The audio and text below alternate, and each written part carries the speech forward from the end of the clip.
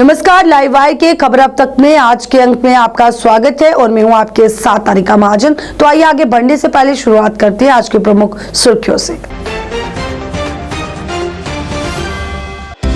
जम्मू में भी मनाया गया विजय दिवस, शहीदों को याद कर अर्पित की गई श्रद्धांजलि।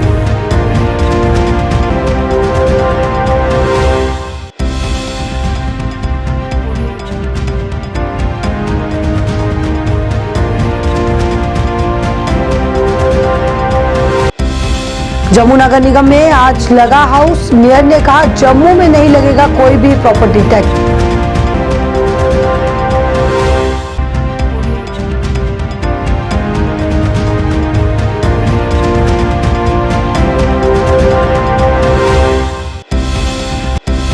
जिला विकास आयुक्त किश्तवाड़ देवांश यादव ने लोगों में बांटे सोलर ड्रायर्स, कहा लोगों को मिलेगा काफी फायदा।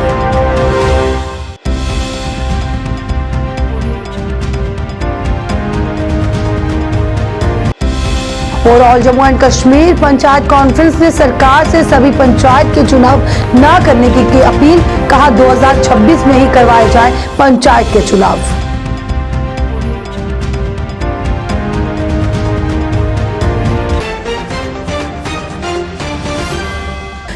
अब समाचार विस्तार से। देश 1971 भारत पाकिस्तान युद्ध की 91वीं वर्षगांठ विजय दिवस के रूप में मना रहा है। ये युद्ध द्वितीय विश्व युद्ध के बाद का विश्व का ऐसा युद्ध था जो कई बातों के लिए मिलिट्री इतिहास में अपनी अलग अलग पहचान रखता है।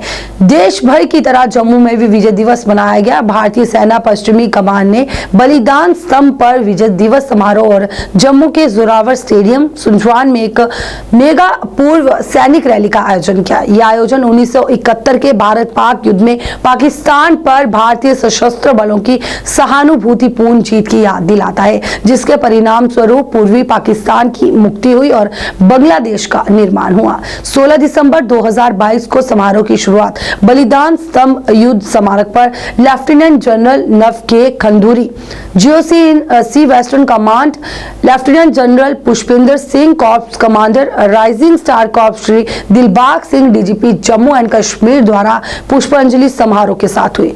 वहीं इस मौके पर भारतीय सेना, जेकेपी, बीएसएफ और नागरिक प्रशासन के कई अन्य अधिकारी भी मौजूद रहे। आरबी पब्लिक स्कूल के छात्रों, एनसीसी कैंडिडेटों और क्षेत्रीय कलाकारों ने इसमें भाग लिया। वहीं इस मौके पर छात्रों ने कई सांस्कृतिक कार्यक्रम प्रस्तुत किए।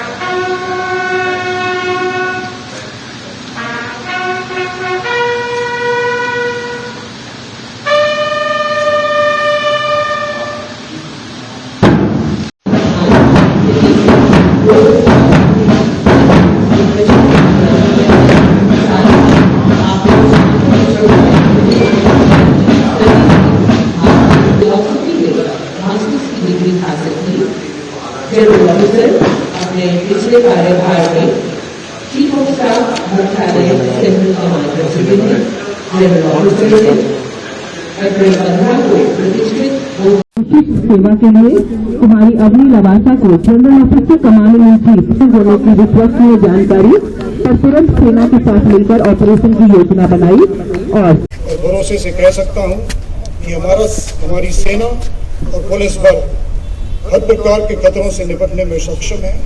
हम दुश्मन की हर हरकत का उसी भाषा में मुंह तोड़ जवाब देना जानते हैं।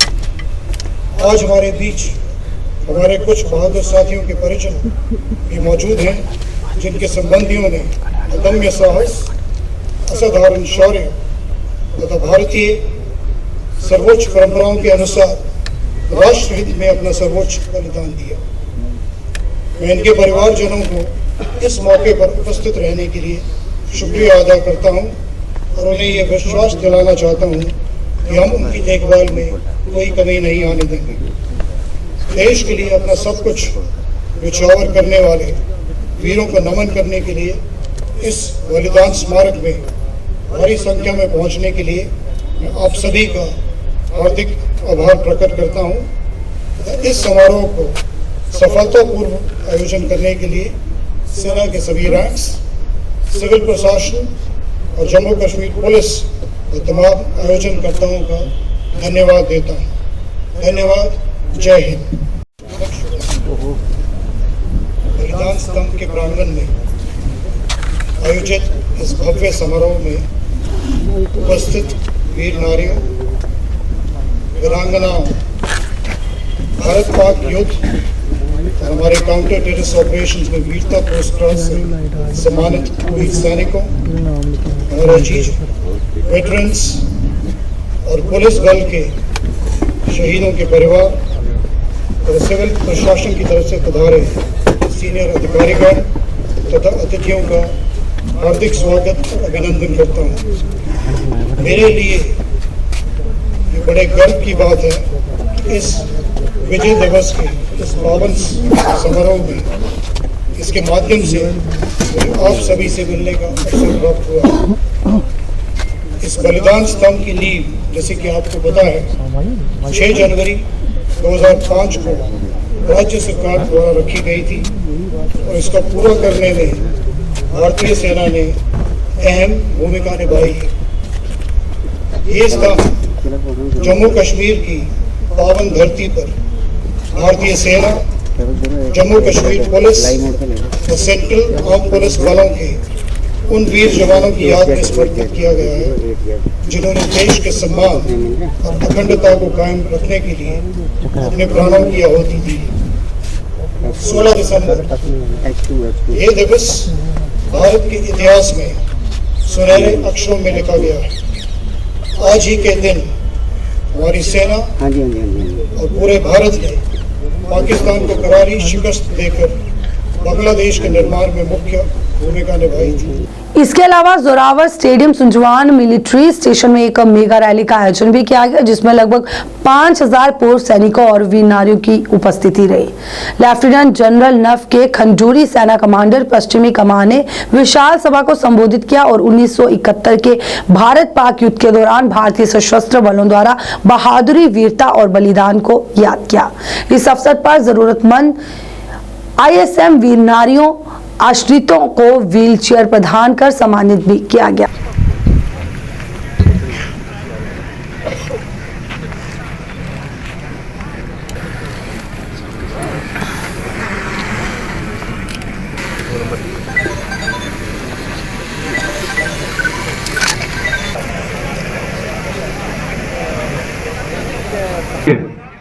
आप जिस एज से रिटायर हुए होते हैं और आप अपने स्टॉल से घूम सकते हैं और अगर चाहें तो हम तथाकथित स्थान पर बैठ भी सकते हैं।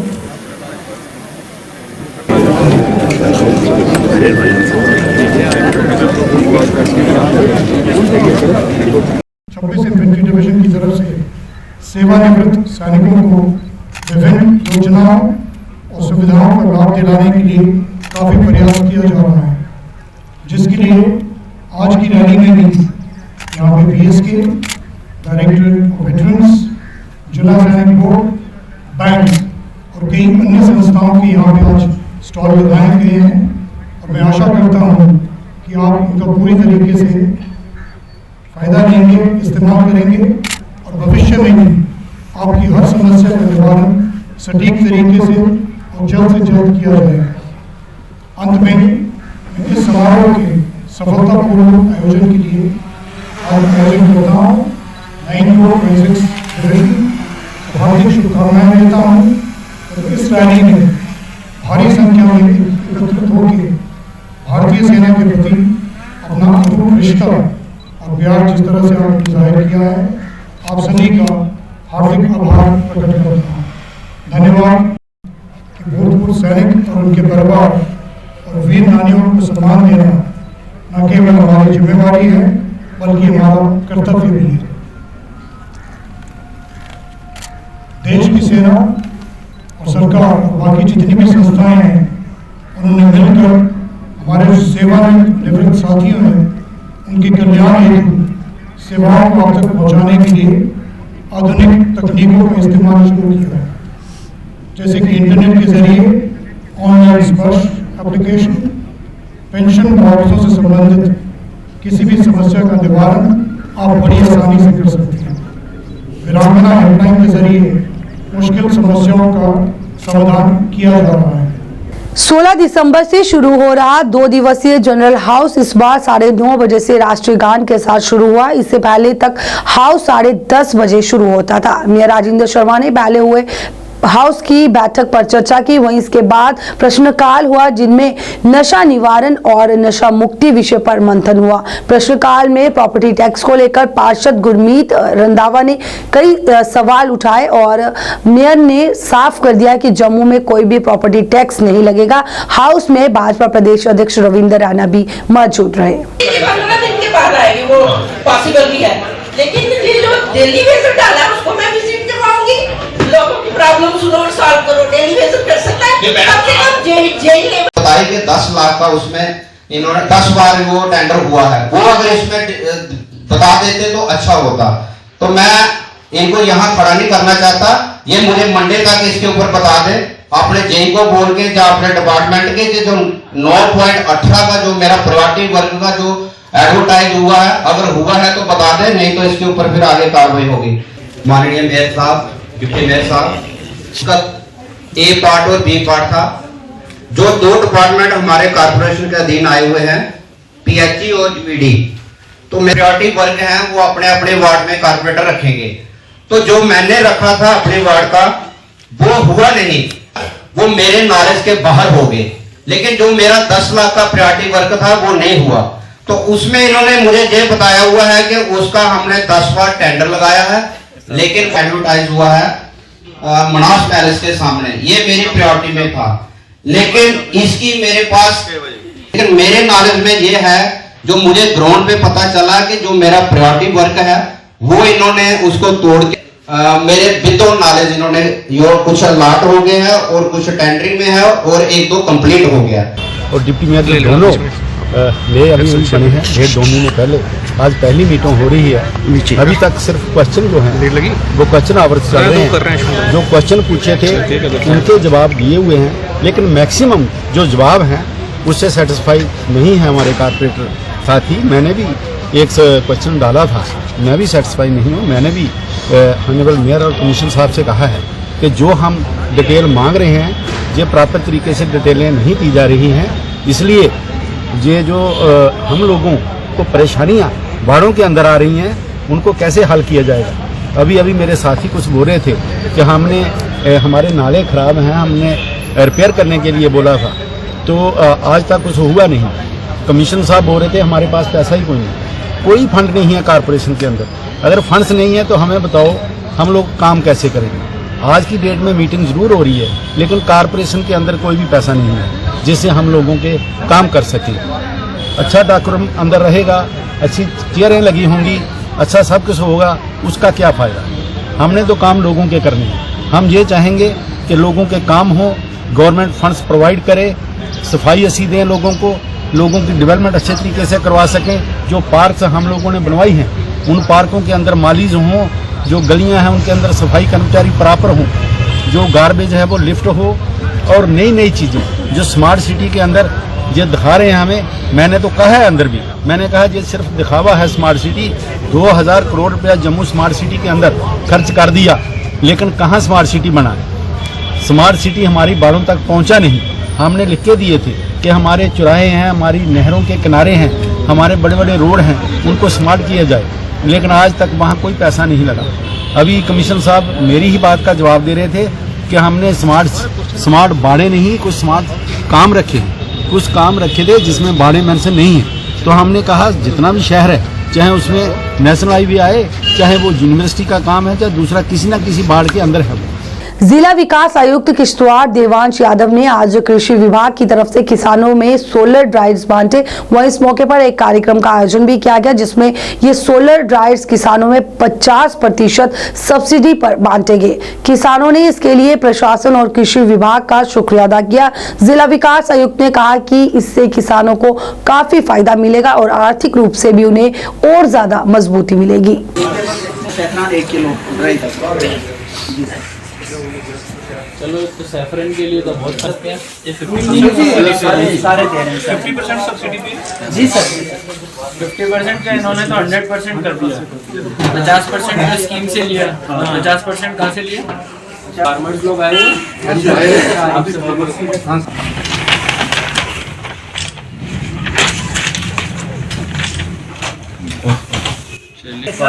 ये सर एक और आपके सुने जा रहे हैं पंचायत लेवल पे, खासकर किश्तवाड़ में रिगार्डिंग सैफरान कल्टीवेशन। तो हम इसमें पीपीटी भी हम इनको दिखाएंगे और साथ में ये डिस्ट्रीब्यूशन हमने पम्पलेट भी छपवाए हैं, वो भी करेंगे। और ये एग्रीकल्चर डिपार्टमेंट के द्वारा 2 चीज़ों को आज शुरू किया गया है। एक तो 45 सोलर ड्रायर्स दिए जा रहे हैं, जो कि आप ये सारे देख सकते हैं। इसमें जो भी हमारे प्रोग्रेसिव फार्मर्स हैं उनको ये दिया जाएगा।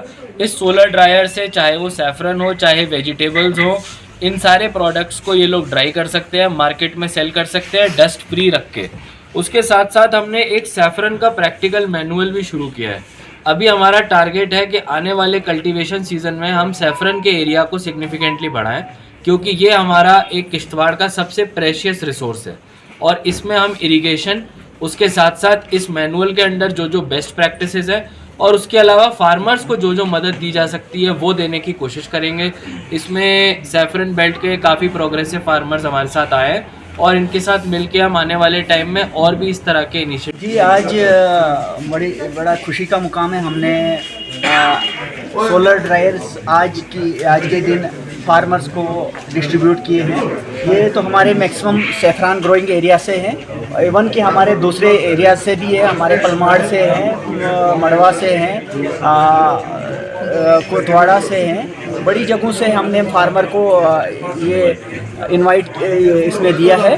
तो हमने कोशिश की है कि डिस्ट्रिक्ट के हर कोने से कवर करने की, और इन नियर फ्यूचर हम फिर से इसमें हमने प्रपोजल दिया है। मेहरबानी से हो रहा है और हमारे चीफ एग्रीकल्चर ऑफिसर हैं, उन्होंने काफ़ी प्रयास किया है इसके बारे में, और इससे बहुत ज़्यादा बेनिफिट मिल रहा है लोगों को। सैफरान ग्रोवर्स को ज़्यादा बेनिफिट्स मिल रहा है।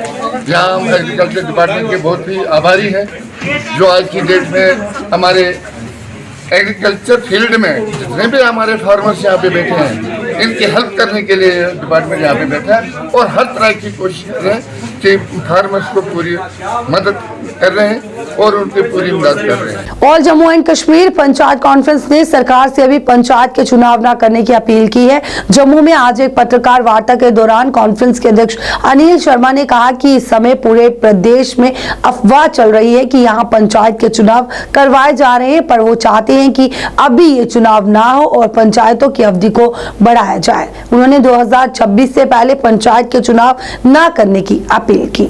आज ऑल जम्मू और कश्मीर पंचायत कॉन्फ्रेंस की तरफ से जो है जहां प्रेस कॉन्फ्रेंस आयोजित की गई, इसका मेन मौक़िफ़ और मकसद यही था कि जम्मू कश्मीर के अंदर एक अफवाह जो है वो फैलाई जा रही है कि जम्मू कश्मीर के अंदर जो है पंचायत के इलेक्शन जो है वो करवाए जा रहे हैं और पंचायतों को डिज़ाल्व किया जा रहा है। ऑल जम्मू कश्मीर पंचायत कॉन्फ्रेंस का ये कहना है कि पंचायतों को 2026 तक नहीं डिज़ाल्व किया जाए, क्योंकि सरकार का ये कहना है कि जम्मू कश्मीर के अंदर 73rd अमेंडमेंट जो है इन टोटो विद ऑल प्रोविजन जो है इम्प्लीमेंट हो चुकी है, और अगर इम्प्लीमेंट हो चुकी है तो फिर एक ही वक्त पे चुनाव होते हैं, फर्स्ट और सेकंड और थर्ड टायर के।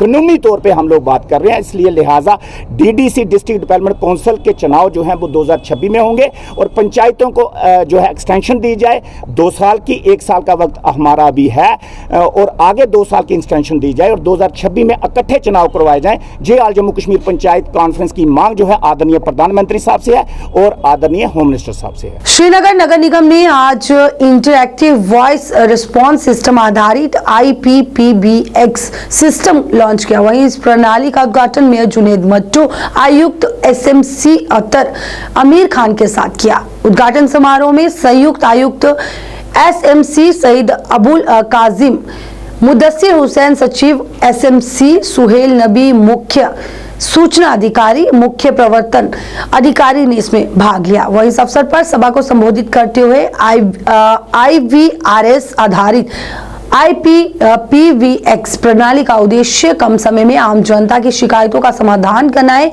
वहीं सिस्टम में हेल्प डेस्क सेवाओं के लिए भी एक टोल फ्री नंबर होगा। ये लैंडलाइन भी एक है, दैट्स नॉट 247 247।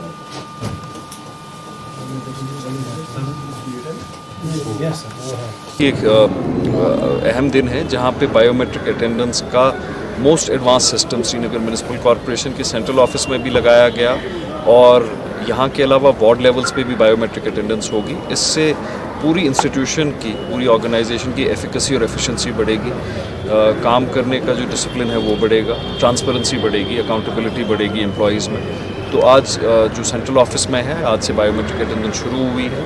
ये पूरे स्टेट में most advance system just come in front of the machine और उनके जो पिक्चर कैप्चर होती है एंड उनकी अटेंडेंस मार्क होती है। आइडिया यही है कि जो है सभी जो जितने भी हमारे एम्प्लॉयज़ हैं, जितने भी सभी ऑफिशियल्स हैं, वो टाइमली जो है ऑफिस आएँ, टाइमली जो है काम हो और किसी भी तरीके से जो इसमें क्योंकि हमारा एक अच्छा खासा स्टाफ भी है जो फील्ड पे काम करता है, जो वार्ड्स में काम करता है, उस पर प्रॉपरली वो अकाउंटेबिलिटी और स्क्रूटनी मेंटेन हो।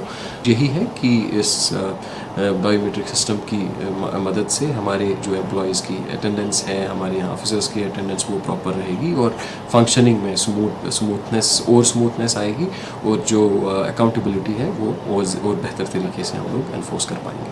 जम्मू यूनिवर्सिटी में आज बसोली पेंटिंग पर स्किल डेवलपमेंट कोर्स का आयोजन किया गया। वहीं इस मौके पर जम्मू यूनिवर्सिटी के वाइस चांसलर मुख्य तौर से उपस्थित रहे। वहीं इस दौरान कई कलाकारों ने इसमें भाग लिया और अपनी पेंटिंग को प्रदर्शित किया, जिनकी आए हुए लोगों ने काफी सराहना की। वाइस चांसलर ने इन पेंटिंग की काफी प्रशंसा की।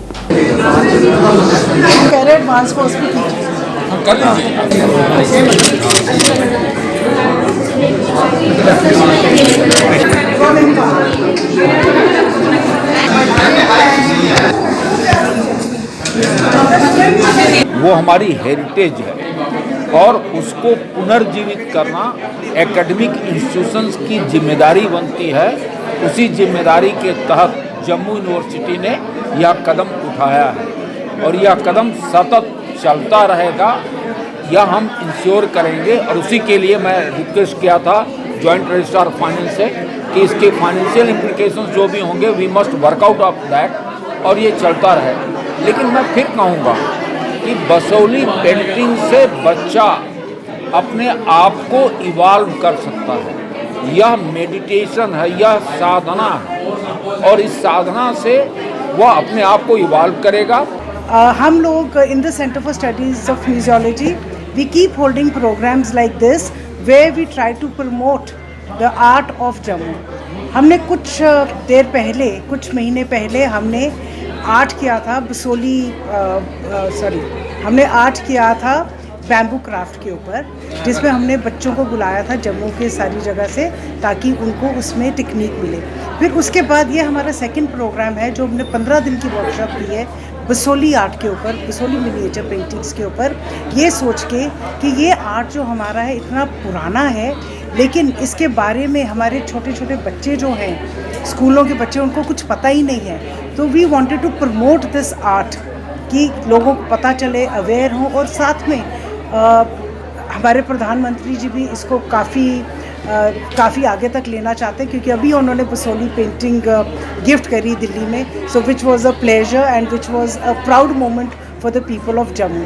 तो ये जो हमने वर्कशॉप की है इसमें हमने बच्चों को बुलाया institute of music and fine arts Jammu से और कुछ और बच्चे जिनको बेसिक ट्रेनिंग इन पेंटिंग था और रूरल डेवलपमेंट कमीशन से भी हमारे पास बच्चे जुड़े हमारे साथ ये सीखने के लिए।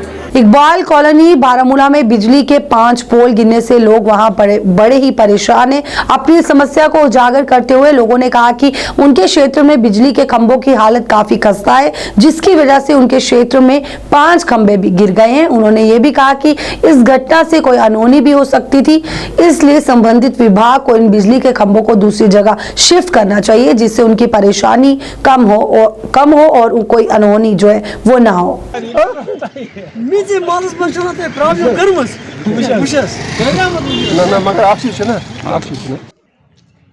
जो वार्ड नंबर 8 है, यहाँ से एक 33 kV की लाइन, तरसीली लाइन जाती है, जिसके पोल बिल्कुल बोशिरा हो गए और वो सारे पोल गिर के मकानों के ऊपर आ गए। आप भी देख, अपने अगर कैमरा को पैन करोगे दिखा सकते हो, तो ये सारे मकानों पे ही गिर गए हैं। तो इससे यहाँ पर जानो माल का बड़ा खतरा लाहक है। और हमारी यहाँ की जो जिला एडमिनिस्ट्रेशन है, जो पावर डिपार्टमेंट है, या यहाँ के हमारे जिला तरक्याती कमिश्नर डॉक्टर सहरिश साहिब हैं, उनसे हमारी यही पुरइल्तिमास गुजारिश है कि इस लाइन को यहाँ से हटा दें और ऊपर जो हमारा जो एरिया है, जंगली एरिया है, वहाँ से ले जाएँ और इस मोहल्ले को, इस एरिया को, लोकलिटी को किसी बड़े हादसे से बचाए। बराबर पे ये पोल वसित अस वोत उमन वारिया काल वना कि मेहरबानी करित दिमो दि दोब ती यमन कमन उमन दितुक दोब ती, मगर उमन गो न टस्ट मस तन पे कहें उमन यीत काल पोल ति गिरे अस गए राय बिनिल गो, क्या गए राय, अस गए राय बिनिल गो, बिनिल युथ गए हालत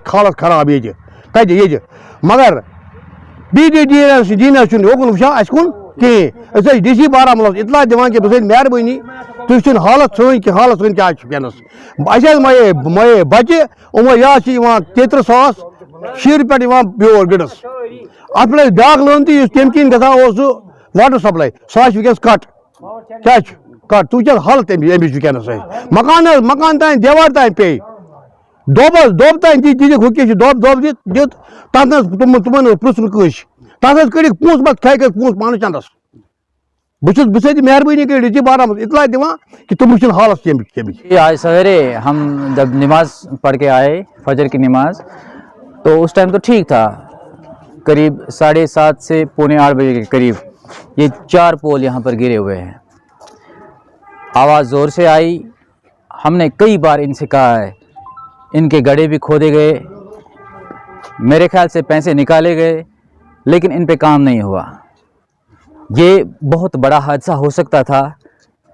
हादसा इस वजह से हो सकता था, ये जो पोल गिरे हैं मकानों पे गिरे हैं, हादसा होते होते बचा है, लोगों की जान जा सकती थी।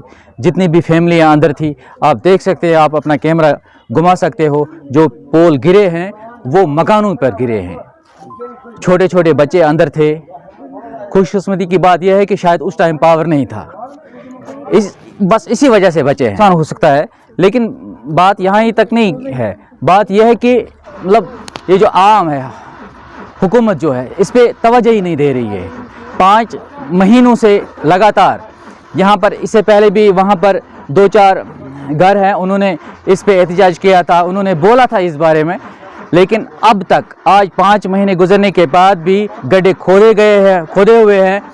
लेकिन ये जो पोल है, जो बिजली के पोल है, जिन पे 33 kV लाइन, तरसीली लाइन गुजर रही है, उनका मटेरियल आप देखोगे वो नाकस है, बिल्कुल नाकस है। मतलब कभी भी नुकसान हो सकता है इन फ्यूचर में, अगर आज नहीं, आज तो होते होते अल्लाह ताला ने रहम किया है हम पर, लोगों की जानें बची है, लेकिन आगे जो इन फ्यूचर में कभी भी इस 33 kV से बहुत बड़ा नुकसान हो सकता है। बस स्टैंड त्रिकुटा कॉम्प्लेक्स के दुकानदार उनके क्षेत्र में फैली गंदगी से काफी परेशान है। हमारे संवाददाता से बात करते हुए दुकानदारों ने कहा कि इस क्षेत्र में गंदगी के ढेर लगे हैं। उन्होंने कहा कि त्रिकुटा कॉम्प्लेक्स के पीछे एक नाला भी है, जिसमें लोग गंदगी फेंकते हैं, जिसकी वजह से क्षेत्रों में बीमारियां फैलने का खतरा बना रहता है। लोगों ने कहा कि नाला स्लैब के बिना है और प्रशासन ने कहा कि इस नाले पर स्लैब डालकर इसके ऊपर से एक फ्लाईओवर का निर्माण किया जाएगा, जो इसे नए बस स्टैंड के साथ जोड़ेगा, पर ऐसा कुछ भी नहीं होता नजर आ रहा है।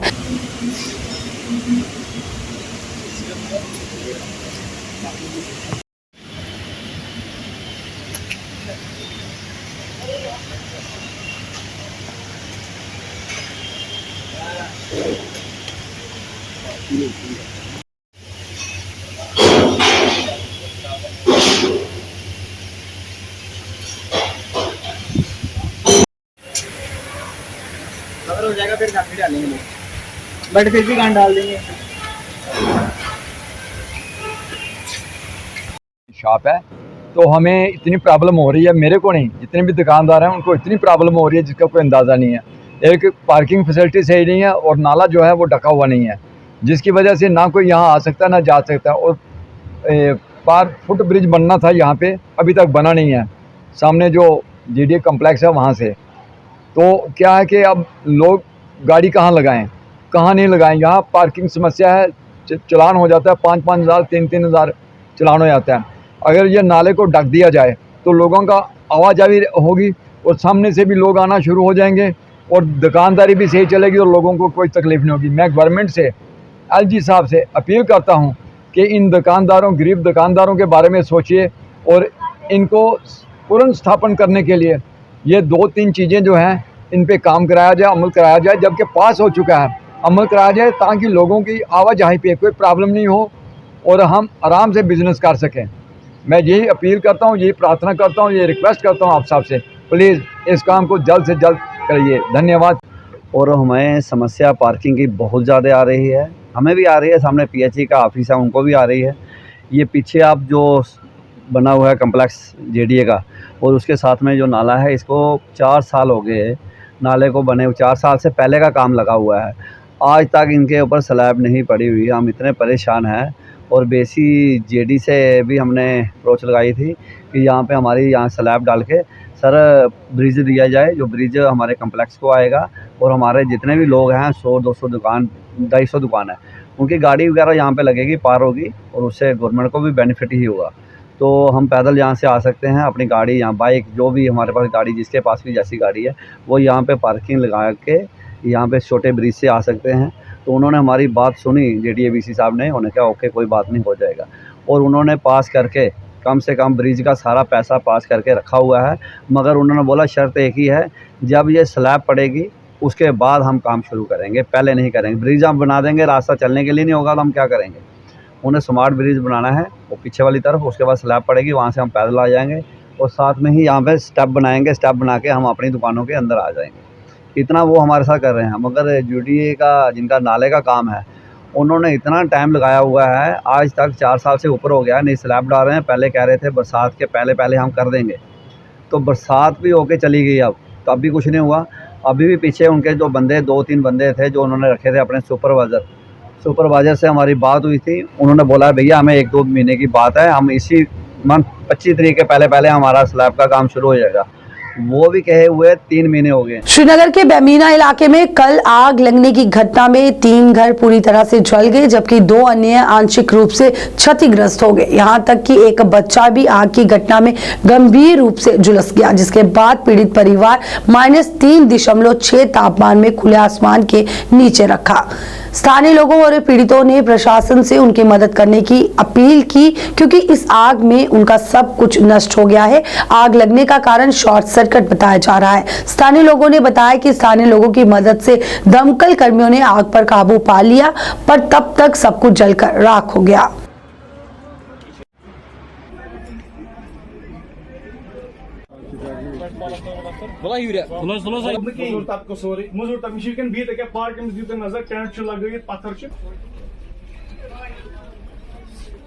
जबाजे रात था मे निक दपन बोबे थोद बत मेनस क्या दपन नार मे मा पता यह यापोर कुन तारान तो आयाल लकट वकट शुर ना भर ना कुन चापर न कह बस पाने वो द्राय नबर पे पाई क्या बनो तो क्या गो 3 कोरन हुंद ना 2 हुंद पान क्या नल जट ये लुकन डुक्ट वनकन दिख कर आयाल बचन कोशिश बाप पोस तम तह मामत कह मन गोस बादत बन बह कत थवन नुक आयाल यम कोर मोनी कत थवक मे कोर हमिस बह कत थवक निचे निचे कोर लोस सह सूचम कहस गरस मं सह पेथ तमिस गोम ये हार्टस खबर क्या सह सूचम कहस गरस मं तमिस गोम 13 दह खलास गमतिस बड़िस ऑपरेशनस मे हार्टस दौद मे गुजरो मे 2 कोर पे नेचुस आमुत सह गुजरो तन गई 5 वरी मगर बहुत तन वुतरान कहें मे रेतस लगान 5 सास 6 सास यह खानदार मे माज तो मांड तो पकनावान अमिस लॉकुट मौसम बोय यह तमिस कुनिश पाई अम रचो सह अथस मज मोल मरित बेने ते मोज ते अस ते पत मे जंग बिहित तथ मज रस बह कमरस मज मे कोर गस टोटल कहें खानदारन दिस मे कल वगराय बापर सज सह दज मे सारे अस पलव त नल मज न बचन न कंस न अकिस कह चीज मगर मे जायदाद वादाद थोमुत सोरे सोन वोन त्राम सोरे बेस नकद पोस तुम त बापर सुन पोस बॉयस तुम त सोरे नजरान पंद्रह मौसम विभाग के एक अधिकारी ने मौसम की जानकारी देते हुए कहा कि श्रीनगर में पिछली रात के 0 से 3.2 डिग्री सेल्सियस कम तापमान के मुकाबले 0 से 3.6 डिग्री सेल्सियस नीचे दर्ज किया गया। अधिकारी ने कहा कि वर्ष के इस समय के दौरान पारा सामान्य से लगभग 2.6 डिग्री सेल्सियस नीचे था और ये इस मौसम की सबसे ठंडी रात थी। वहीं काजीकुंड में न्यूनतम तापमान 0 से 3.4 डिग्री सेल्सियस नीचे दर्ज किया गया। वहीं उन्होंने ये भी कहा कि कश्मीर के प्रवेश द्वार शहर के लिए तापमान सामान्य से 2.3 डिग्री सेल्सियस कम रहा और वहीं मौसम विभाग ने 25 दिसंबर तक शुष्क मौसम रहने का पूर्वानुमान जो है वो जताया है।